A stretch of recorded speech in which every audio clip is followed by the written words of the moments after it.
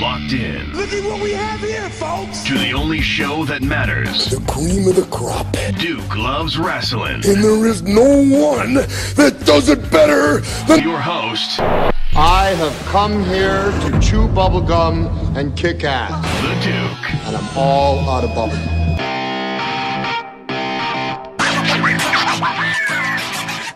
Welcome to Monday Night Raw! Welcome to my nightmare, the worst part of my week by a long shot. Oh, whatever, wise guy. Welcome back to Duke Loves Rasslin. Do they still do that opening? No.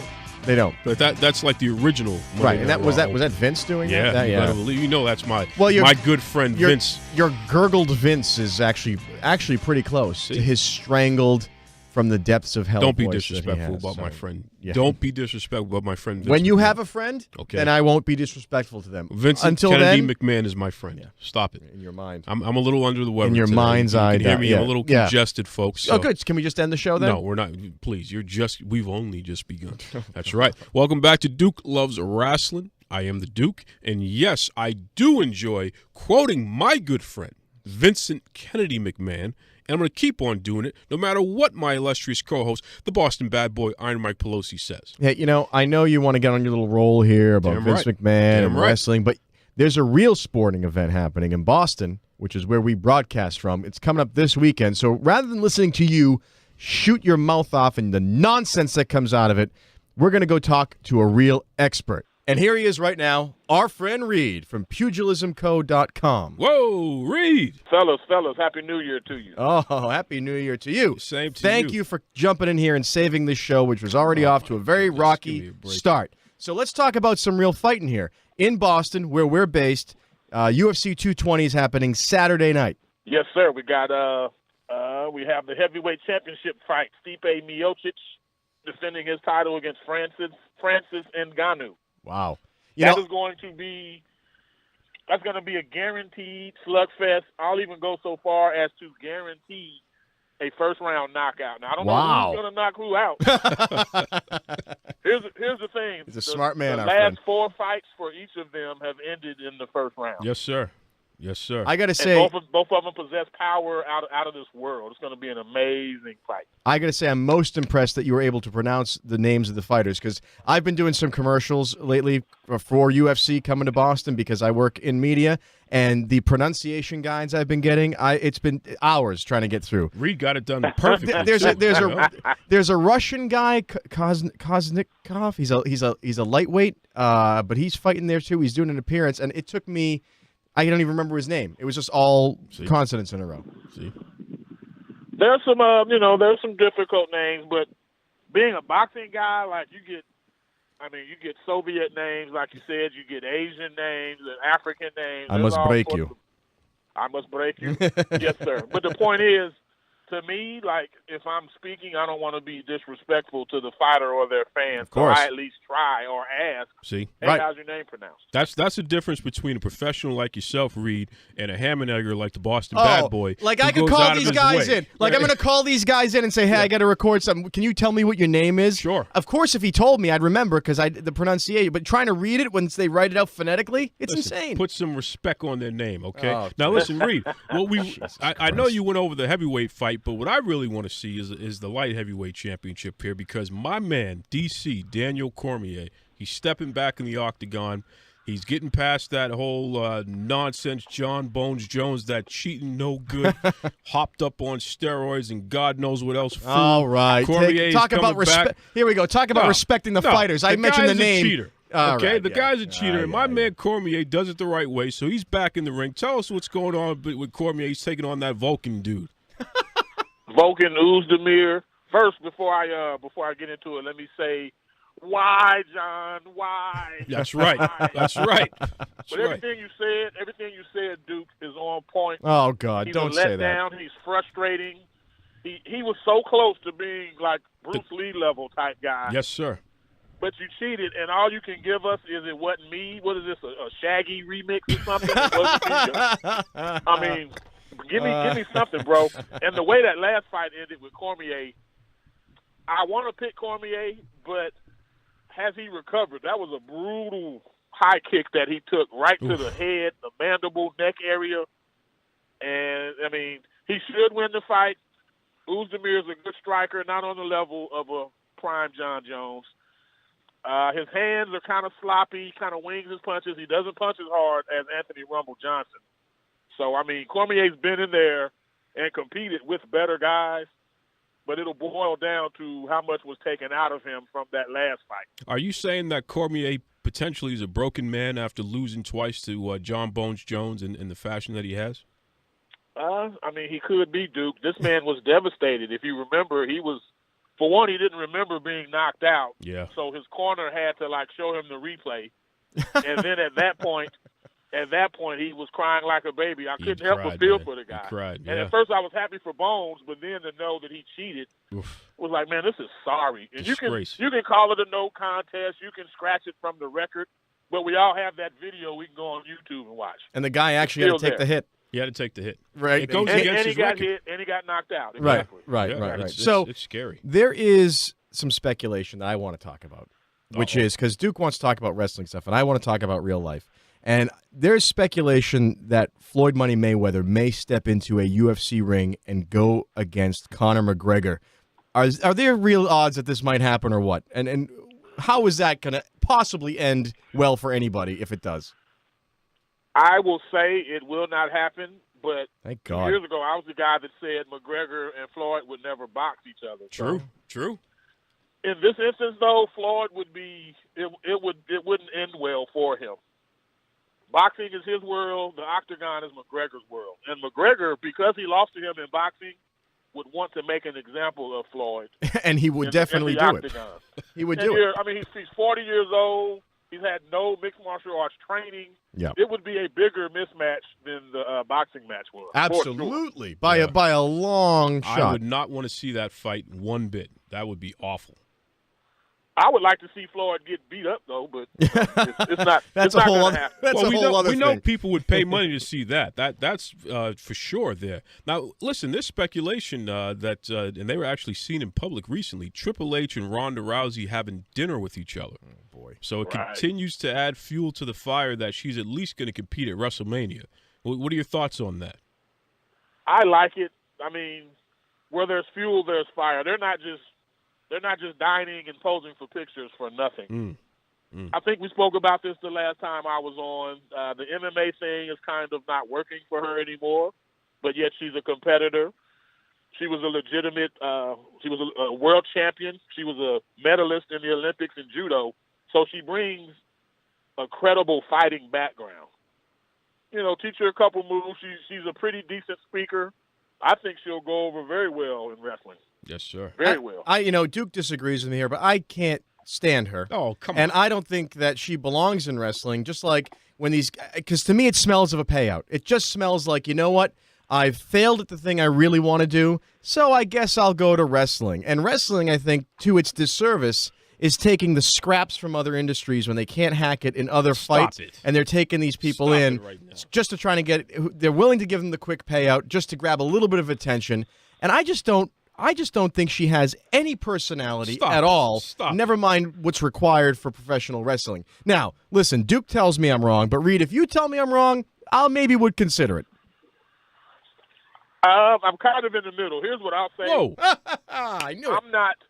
I don't want her just appearing at WrestleMania taking the money and run. Now, if you're going to do this, I need you to become a professional wrestler. I need you to make all the tour stops. Don't show up for the WrestleMania. If it's just a one hitter quitter type deal, then don't bother. Exactly. And I think and why would she do anything more than that if she didn't have to? Because if I was having dinner with Triple H and he says, "Listen, we're going to give you $3.5 million just to show up at WrestleMania," and blah, and she's going to go, "Yeah, okay." So I don't have to actually do any, I can, it's a big promotional thing. It's just it's a setup. Okay, yeah, I can do that. But if he said, no, you're going to have to do the whole whistle stop tour and become a pro wrestler and learn to do the bumps and learn to be believable and learn to do it the right way. Because like you said, she's a medalist in judo. She knows how to actually fight, but we know it's very different from selling a fight that isn't a real fight. She's not going to do all that. She's already made a lot of money. She's already famous. She's not going to want to try and start over again. So I think, like, we're going to find out that it is just a money grab. It's going to be one of these big event special things, and it's going to be stupid, just like the rest of the stupid things the WWE does. I'm with you. If it's just a cash out money grab one time deal, then I'm with you. I'm against it. But I'm hoping at least give me 10 appearances and show up on the microphone once a month, something. Just all right. I'm going to count. It's a one and done deal for you and I. For our sanity, I'm going to count. If this happens, if we don't get 10, if there's any month where we get less than 10, I'm going to be all over it. All right. I'm going to be all over it. I'm going to send your address to Ronda Rousey so she can give you a judo throw that you never believe. Listen, if she writes a big enough check, she can judo throw me anywhere she wants. I'm sure. Hey, Reed, we got any big boxing events coming up in the near future? Actually, we do. Dallas' own Earl the Truth Spence will be fighting this Saturday, the 20th, on Showtime. I believe it starts at 8 p.m. Central Standard Time. He'll be fighting against Lamont Peterson, defending his IBF welterweight title. Ooh, Peterson's a tough dude, too. Out. Peterson's a tough dude. That's going to be a good match. Peterson's good. He's a little bit older than Spence. Spence is the guy on the come-up. He's going to be the next big thing, guys. He's the guy you want to jump on his bandwagon now. Wow. Well, Duke loves jumping on bandwagons. Usually he gets them all wrong, though. The Dallas Cowboys, for one example. So he needs that. He needs that tip. Tell him, Reed. Tell him. He needs all the help he can get getting on the right bandwagon. So we really appreciate that. His name is Reed. You can find him at PugilismCo.com. All things fighting, all things boxing. Thank you for joining us tonight, man. We really appreciate it. Anytime, fellas. All right. So now we've gotten that UFC stuff out of the way with our man Reed. One of the top stories in the world of professional wrestling. We're going to find out during Run the Ropes. Also, we have the rising indie wrestler, Max Castellanos. He drops in later to tell his story. All of that plus Ask Duke. But before we get to any of that, Boston Bad Boy, it's your favorite part of the week. The end of the show? No. Oh. The Duke's not-so-random thoughts. Oh, boy. All right. Get it over with, would you please? Listen, news has spread this week about the DWI arrest of WWE SmackDown Tag Champion Jey Uso. Oh, I'm telling you right now, man, this incident couldn't have come at a worse time. I mean, the Usos are enjoying one of the greatest runs in tag team wrestling history, okay? Now, speculation is running rampant regarding if the WWE are going to take the titles off of the Usos, especially with the Royal Rumble taking place in 2 weeks. If that happens, you can bet that Jey Uso is going to get suspended. I'm going to just make this clear right now and sum it up, folks, okay? I don't care if you're a wrestler, if you're a regular guy off the street, something in between. Please, think before you get behind the wheel after you've been intoxicated. It's not worth it. You're putting yourself and you're putting so many others' lives at risk for what? Here you have a guy who's putting on some of the greatest matches of the past 2 years in Jey Uso, and also with his brother Jimmy there, and unfortunately, he's in a position now where he's going to be on the shelf for a while because he got behind the wheel after being intoxicated, and that is just terrible. Think. Get a designated driver. It's 2018. You got Uber, you got Lyft, so many options out there. It is unacceptable to get behind the wheel while intoxicated. Smarten up. And with that said, run the ropes.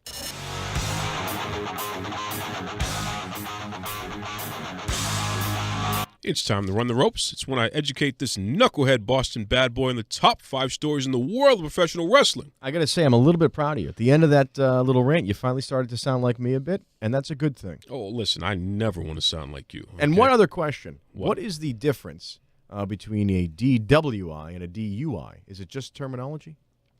Oh, that's a good question. I believe that it is terminology. I believe that it depends on where you are. Yeah. If it's what part of the country. Because I always wondered that because they essentially, to me, I think, mean the same thing. Hey, we'll reach out to some of our friends in law enforcement to confirm God that. knows we need friends in law enforcement. Yes, we do. Yes, we do, especially you. Jeez. Oh, boy. Can we continue now? Yes, let's do it. WWE NXT signed some new talent. Oh, boy. That's right, folks. We're talking about indie wrestler Candice LeRae. You know, she's Johnny Gargano's wife. Tag team from Ring of Honor, War Machine. But the biggest signing is this punk. Boston Bad Boy, this punk. Oh, boy. By the Here name we go of again. Prince Puma, a.k.a. Ricochet. This is the guy. Wait, you mean this guy has 2 fake names? Yeah, because he wrestles under 2 different personas here. But this is the guy that, remember the Flippy Mania match from a couple years ago? Which is we're still seeing the hangover results from exactly. So the British guy, Will Ospreay, he was all right with me giving him a hard time about that match. He played it up online. He ended up making some money off of it because he had a feud with Vader over it. Right? Are you trying to say that you were responsible for him making some money? Well, I was. There's no two ways about that. I literally created that feud. Okay, can you just keep going? But this Ricochet punk, okay? And, yeah, he's a punk. He got upset at me talking about, why do you keep bringing it up? Why don't you just stop talking about it? Because he doesn't get it, right? Wait a minute. Are you talking real life or are you fantasizing? No, you this mean to is tell real me life. this guy was actually how was he interacting with you? Twitter. So you guys were tweeting at each other. Yep. Like two I high was saying like that two wasn't high school wrestling. like 2 high school girls. Yes. You're going back and forth with a professional wrestler. Yes. And he's mad at you. Yes. Because I'm telling him that was a nice display of athleticism, but it wasn't wrestling. And he's telling me, just stop talking about it. Hey, fool, you want people to talk about it. You know why? Because it upped your mentions. And the reason why you're in the WWE is because people like me were talking about it, whether we were putting it over or not. Here we Fool. go.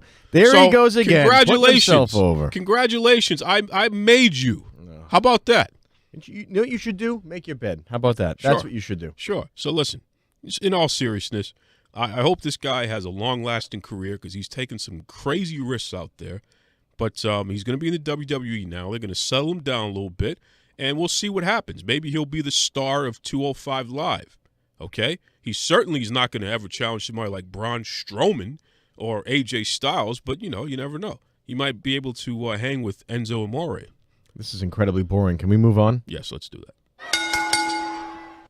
Chelsea Green officially done with Impact Wrestling. So remember when I told you about Chelsea? She won the championship at Impact, which used to be called TNA. And then as soon as she comes back from winning the championship, she told him she wants to quit the company. Right. Remember that? Yeah. So they hadn't released, they didn't grant her release all this time. They finally did it. So she's been sitting around twiddling her thumbs. Pretty much. Huh. Pretty much. So they finally did getting it. paid, though? Getting paid, but she had to agree to lose the title. So she stuck him up for some good money to do that. Listen, I think again we were talking earlier about the big payout. Sure. And some people go for it, some people don't. Listen, if you want to go for the big payout, go for it. Yeah. Don't expect to be respected for it though. Hey. And you know what? If she's just like, I want to out, I'll take my payout and go, and she actually just goes away. Well, what's wrong with it? What's really wrong with that? Pick your spots. That's what I say. Well, to that. and I think that maybe this was well placed. Yeah. So Definitely. if you're gonna get paid. Members of Duke's wrestling crew appear on Raw. Oh God, what have you gotten these people into? Again. What have you gotten these people? Again. These are just normal, hardworking people. Listen. And they're sucked into this whirlpool of your obsessions with wrestling. Hey. And then they go to these events. Yes. And they're trying to get on TV, presumably to try to impress you for some reason. Sure. It's like you're like a backwards Svengali. It makes no sense. Listen, man, I make it happen. Okay. So our how did guys, you get them on TV? That's where if that's where this is headed. I want to know, how did you get them on TV? It's just association is all it is. Oh, You know, guilty, more guilty by association. Yeah, every little bit counts. So our buddies here, 2/3 of the Valhalla Club, Bryson and Eddie, they were part of the segment against Braun Strowman. They were part of Kurt Angle's security team. And Braun beat the hell out of everybody, including these two guys. See, you didn't distinguish here when you said that you were talking about wrestlers Sure. who were appearing in the show. Yeah. I thought these were people are just some of our people. Well, we know our regular fans. No, but our regular fans who holding up signs like and all you, that stuff try for and us. sneak their way down to Well, the they front do it all row the time. just to get on TV. Sure. This is completely different. These people were working. Yes, and Justin Taylor as well. Shout out to JT there. He was on. All three of these guys who were members of Duke's wrestling crew were actually in the more highest. Importantly, they're professional wrestlers now who have gotten on TV. They were in the highest rated segment on Raw. And That is impressive. And you did zero to make any of that happen. We had the members of Valhalla Club. Of course on the show. did, We but they're the ones going out there and all that. Yeah, they're the ones who had to take Here a he beating goes. from Braun Strowman. See that Valhalla Club? He's putting himself over again. I would like to personally invite all members of the Valhalla Club to come and destroy the Duke because he's putting himself over and he doesn't deserve it. Well, I'm going to make an announcement. Good on you guys for getting on TV. I'm going to make an announcement. The documentary officially comes out Friday, the 19th of January. Congratulations. It's finally going to hit the scene. A lot of hard work put into that. Absolutely. And you know something? We continue to support you guys. These guys are getting on Raw. So, I expect to get VIP treatment. Oh, at the here movie we go. premiere. Yeah, you're going to get a bright lights. If I have anything to do, you're going to get a swift ass kicking. I want bright lights. Hopefully, I want cold shrimp. Oh God. Okay, I want all the champagne and everything in the world. That's what I want. You'll get nothing and like it, Spalding. I don't know who Spalding is. That's right. Mixed match challenge was a success. I told you, Boston Bad Boy, this endeavor between the WWE and Facebook ended up being a tremendous smash hit. I'm surprised you found time to watch it with all the reality TV show that you have to watch on E! I would think that your DVR was full of things that you had to get through before you could even get to Facebook. This was on Facebook. Because there's a lot of bandwidth going through that house that's dedicated to reality TV for idiots. Total Divas. And you watch those stupid shows. I like Total Divas. Stop it. Listen, if anyone can hear the sound of my voice, that should tell you a lot about the other voice you hear, that he likes that show. He's obsessed with it. It's sick. It's twisted. It's juvenile. It's insane. And that should discredit anything else you have to say. You know who's my new favorite on that show, and she's a local girl? Carmella. I don't care. She's from Worcester. I don't care. She's great. Her sister Bree was on the latest episode. Bree, we follow each other on Instagram. I'm telling you. Her father. It's getting a little creepy now. Her father follows me on Twitter. I follow him back. Yeah. He's going to follow you all right. He's going to follow you in a dark alley and take care of you. I'll tell you that. These are some great people here, okay? But the Mixed Match Challenge was a smashing success. And look, I'm telling you, man, WWE continues to just take something and make money off of it. It's amazing. Yeah, if only they could make money off good wrestling. Don't be disrespectful. The #1 story in the world of professional wrestling is Raw 25th anniversary. Don't you feel old? Yeah, dude, like seriously, really old. Oh, you are old. Never mind. That's why you should feel Don't old. be disrespectful. The 25th anniversary of Raw is coming up this upcoming Monday, and everything is leading up to this. I mean, they're inviting all the stars from the past, Ric Flair, and there's speculation Hulk Hogan's going to be there. We'll see. Really? Big speculation. They're going to dust him off and bring him back out. Is The Rock going to come? Can they convince him? I'm pretty sure he's going to be there. Or he's at least going to send a video package, but I'm pretty sure. Speaking of The Rock, I saw Jumanji. I did go see it. The bodyguard and I, we went. We saw Jumanji. You really paid to see that at the theater. I'm going to be honest with you, man. I was skeptical. I certainly hope so. It was by far much better than I could have ever imagined it was going to be. Well, it was a solid movie. You set your expectations as low as they should be for a movie called Jumanji 2 or whatever. Sure. Listen, and that's not to say if I'm The Rock and they tell me to do Jumanji 7, Fast and Furious 42, I'm in. It was the #1 movie in America. So hey. Well, I did read that was the movie that bumped Star Wars up. It was. and let me tell you something. It was actually good. Listen, it's a kid's movie, and it's a dead time for movies. Yep.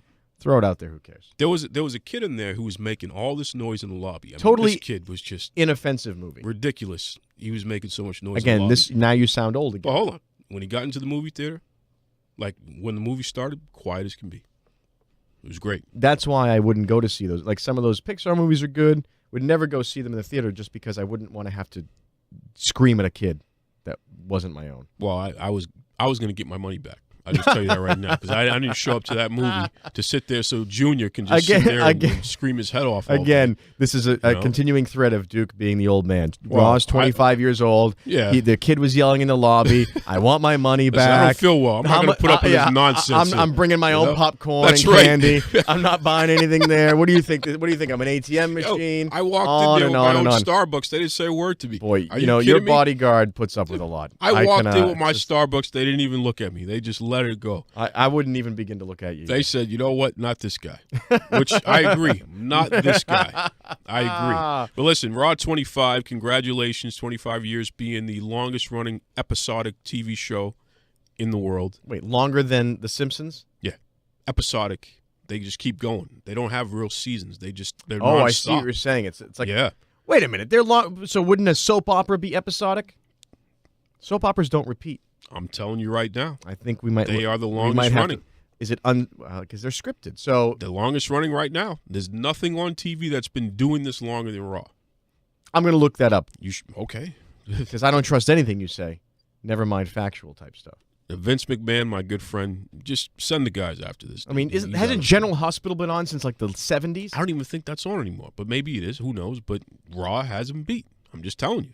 All right. I'm sure, you know what? I'm sure there's some of our people in the group and listen to this show. They would know the answer to this stuff. Because I feel like a lot of them watch soap operas. Okay. And by a lot of them, I mean guys like Lavelle. Yeah, I'm just saying. He's got a lot of free time. Yeah, Lavelle's a little different. He's got a lot of free time. Sure. Yeah. And I think he likes to just have a good cry once in a while. He does. Really get into something. He so does. maybe Lavelle, if you're listening, could you look that up for us? Because I certainly ain't going to be bothered doing it. You've heard what I think. Now, what do you think? Do you agree with me? Do you think I'm a jerk? Yep. Maybe something in between? Head over to Facebook. Head over to Twitter. Type in Duke Loves Rasslin and let me know. I don't like when this you just say in, yuck. by the way. You are the longest running jerk on this show. Oh, wow. So congratulations. I'd just like to say it's an anniversary for everybody all around. I'd like to thank the Academy. Yeah. And sweet baby Jesus. Yes. Up next, we have a man who is more handsome than the Boston Bad Boy. Not possible. He has bigger muscles than the Duke. That's easy to do. And he has a great accent. We're talking about Max Castellanos. This is Rudy Gonzaelz of the Texas Wrestling Academy, and you're listening to Duke Loves Rasslin.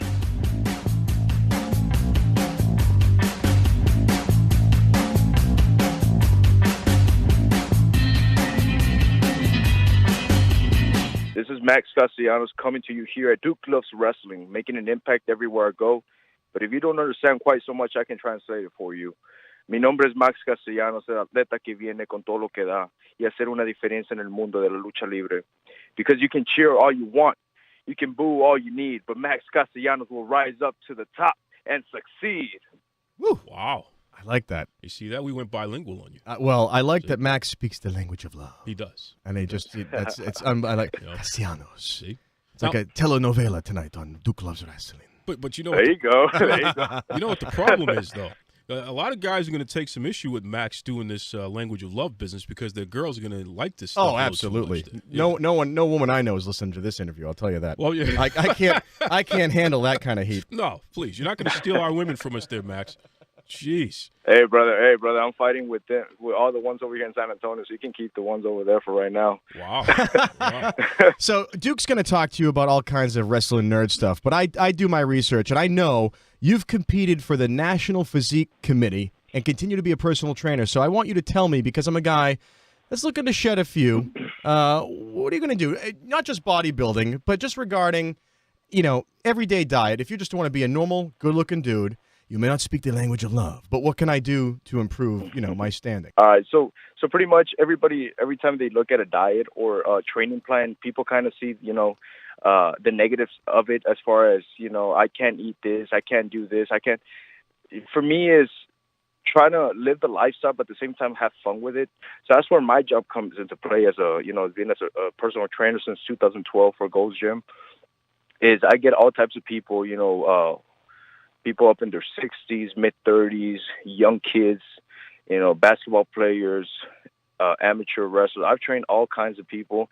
But the thing that's the most common within everybody is they all kind of, they all start off with a high, it's a new year. I want to do this, I want to do that. And eventually they start burning up, burning away. And then they're like, you know what, I don't feel like going to the gym today, etc. They start finding excuses because they start losing the motivation. And some people say, oh, well, that's my trainer's job. And it is to some point, but at the same time, you can have the best trainer, you can have the best diet. But if you just don't want it that bad enough, you're going to find an excuse not to do it. Yeah, well, just thinking about that as you were talking, I found my motivation, which is to always stay better looking than Duke. Good luck. So I'm going to be out there and I'm going to hit the gym because I know I'm already better looking than him, and I can stay there. Right. So that convinced me. Thank you for that. Put himself and that forward. is great advice for anybody, man or woman. Give me a break. Hey, speaking of man or women, who's more difficult to train? Because, I know that you train both men and women, and you're very successful at it. But who is more difficult to train? Who gives you more of a hard time? Come on, be honest with us here. This is the battle of the sexes as it relates to working out. All right, guys are going to hate me for this, but, man, women are tougher when it comes to the workouts.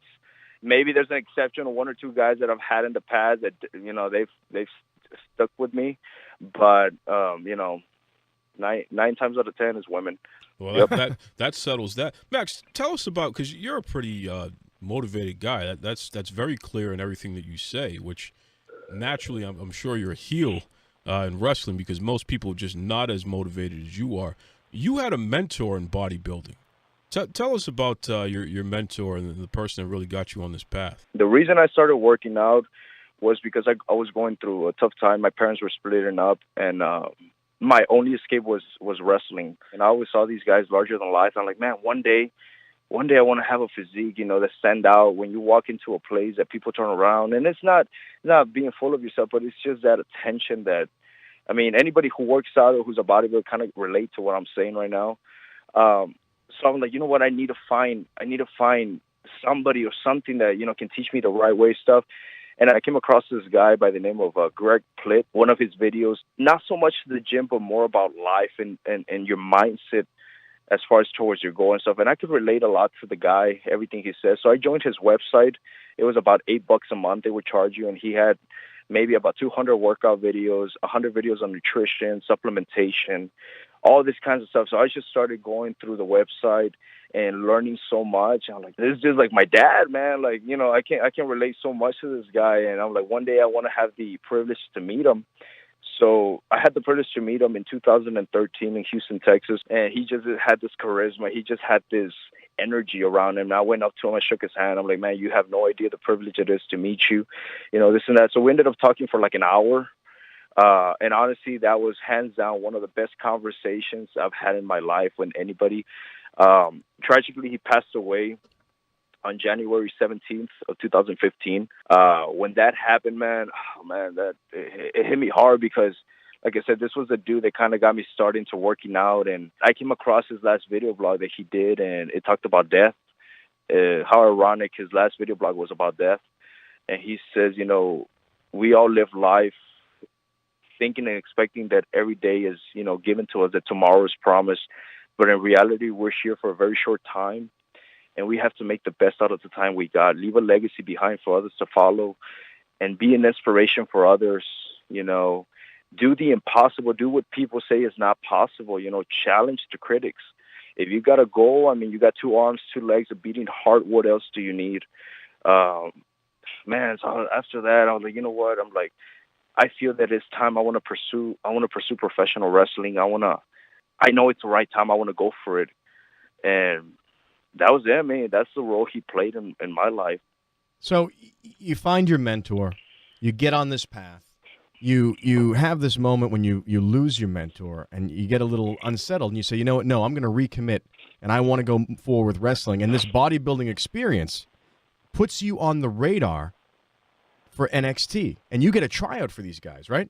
Yes, sir. I got a tryout. I flew myself out there just to be able to speak to somebody as far as to have an idea of how to get started in professional wrestling. And I ran into the right person, and they gave me the privilege to have an opportunity with them at the Performance Center. At the time, I was very green with no experience. I made the best out of it, and I was very grateful, and I'm very grateful for the opportunity that I was given. It didn't quite work out, did it? Because you were a little too green at the time in the wrestling world. Yeah. yes. Because I was, like I said, just barely getting started. I had a good look. I'm not saying I still have I don't want to blow smoke up but I had a good look. They liked my height, my size, so they're like, you know what, we're gonna give you a tryout. I'm like, holy crap, I'm just asking about professional wrestling school, and now I have a trial coming up. But I got a taste of it, and I'm like, I am starving for it, and I want some more of that, because when you're there, it's a whole different thing, man. The vibe and the atmosphere is just crazy. Being a good Texas boy, you decided then to mosey yourself on over to our good friend and sometimes nemesis, Mr. Rudy Boy Gonzaelz, and his school. And so you've been working with him for the past 2 years now, right? Yes, And yes. so- I started with him. Well, I guess my question is, we all know Rudy. We know Rudy very well, but we love hearing about how good he is, and because he's trained some of the best. So what have you got from Rudy? I started with Rudy in December of 2015. So originally I'm from McAllen, Texas, which is about 4 or 5 hours away from San Antonio. So for about 6 months, I was driving up every week to train with him, and then either get a hotel that night or drive back the same day. And I repeated that for 6 months. Jeez. Yes, because I had some debts I had to pay off, a few things I owed, and I just didn't have the money to move. So I said, you know what, after 6 months, I finally made the step and moved to San Antonio. But within that time, I was learning the bumps, how to bump rolls, stuff like that. I had no idea anything about the business, so he taught me everything I know as far as how to behave myself, how to conduct myself, how properly psychology is, which is very important. A lot of, guys don't think it is.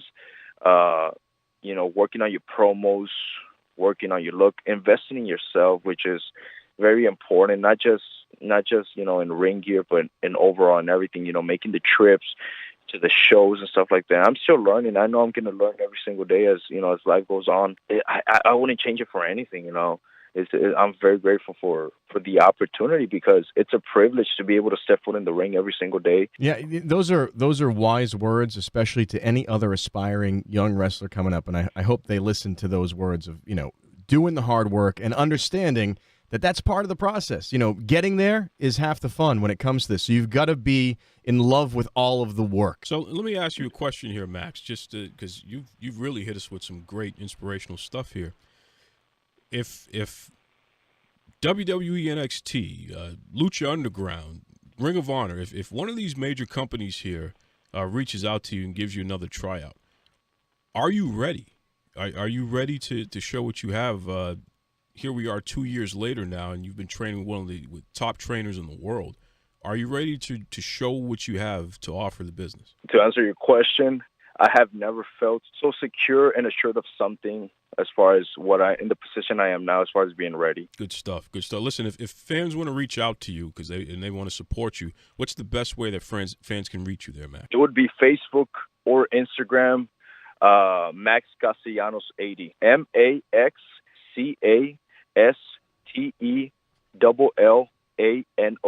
Listen, I'm going to tell you, Max, we've been keeping track of your career ever since you got your tryout at NXT, because you were part of Breaking Ground, the very first episode of that. And we saw, you were a guy who had never taken a bump before in the wrestling business, and yet you were there at an NXT tryout, which is just tremendous to be in that position. You didn't make it because you weren't ready. You were definitely green.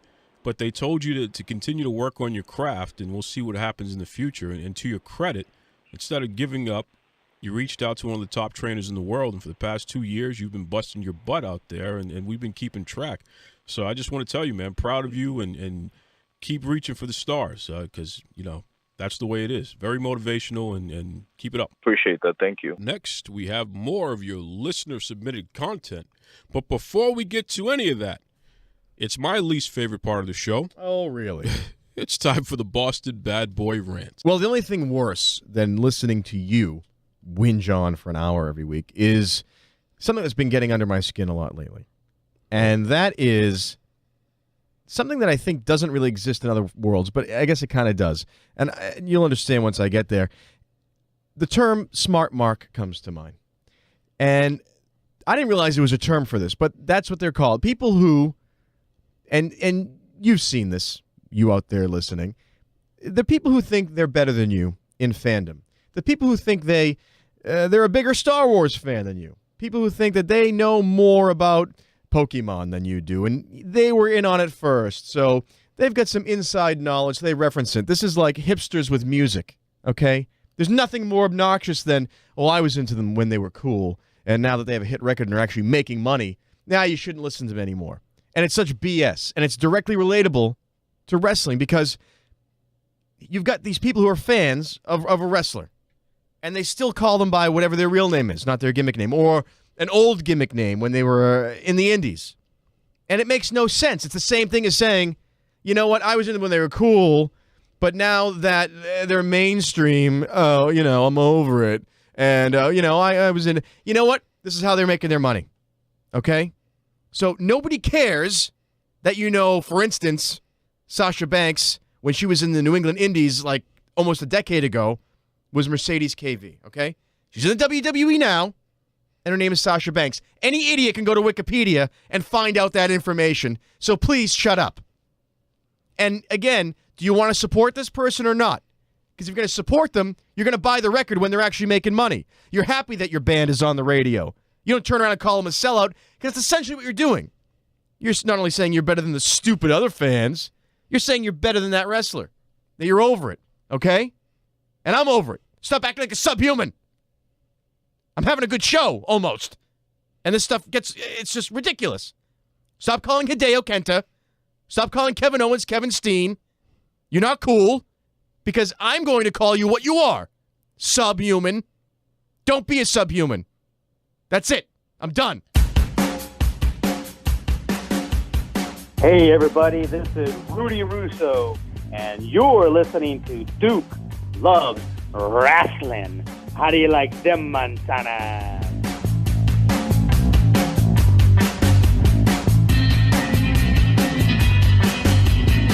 Well, Boston Bad Boy, you were really passionate about that wrestler real name and gimmick name business there. Well, you know what? It's pretentious people.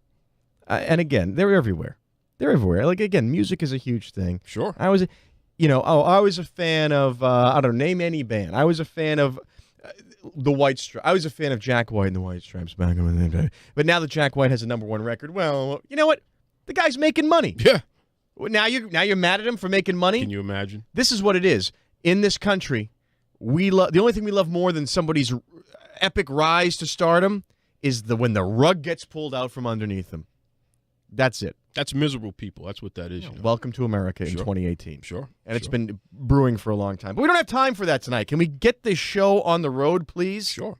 Listen, did you see that, speaking of good stuff, because I'm sick of talking about the bad stuff here, how about that Ric Flair promo he just posted? Oh, unbelievable.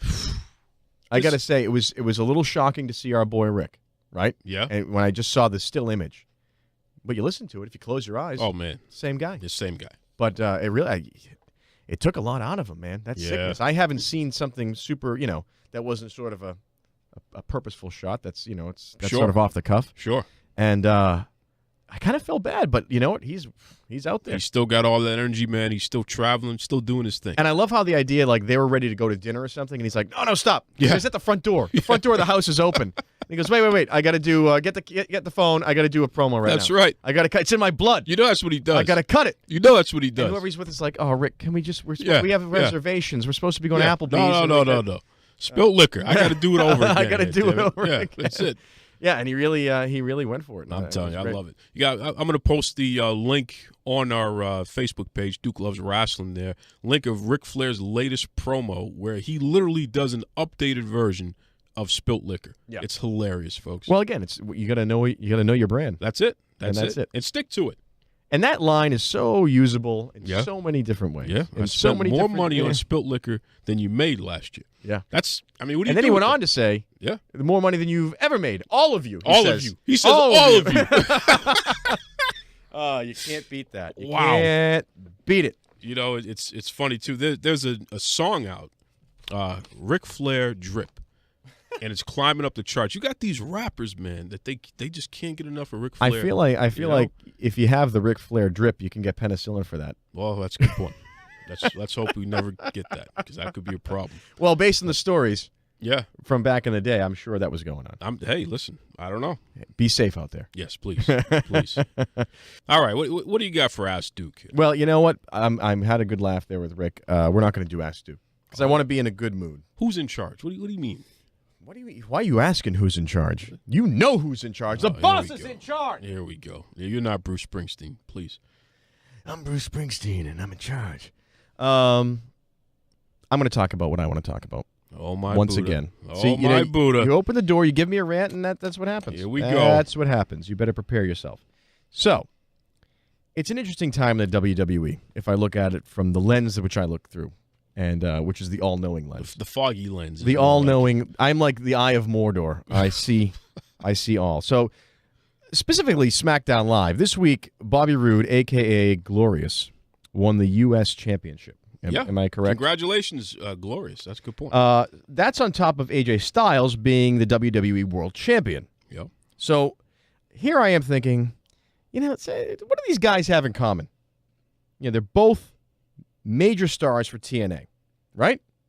They were. What? Wait a second. Right? Don't start anything nonsensical. I got a feeling about this already. Will you let me finish? I just got a feeling about this. I don't have to sit here and listen to you interrupt me. You've done this before with this nonsense now. They are both major stars for TNA. Okay. So my question to you is, does this further prove my point that your buddy Vince is responsible for the demise of TNA? I knew. See, this is the problem. I knew you were going to bring this crap up again because this is like a common theme. Do you realize? You know what? The truth is a common theme. I believe Dr. King said that. No. The truth is a common theme. Don't start that. And that's why it keeps coming up. We have been at this. Abraham Lincoln said it. I'm sorry. The truth is a common theme. We literally have been at this for 90 weeks. John F. Kennedy said the truth is a common theme, and that's why I keep bringing it up. So answer my question. No, there's no way that Vince McMahon has anything to do with the demise of TNA. They do a great job of being their own demise.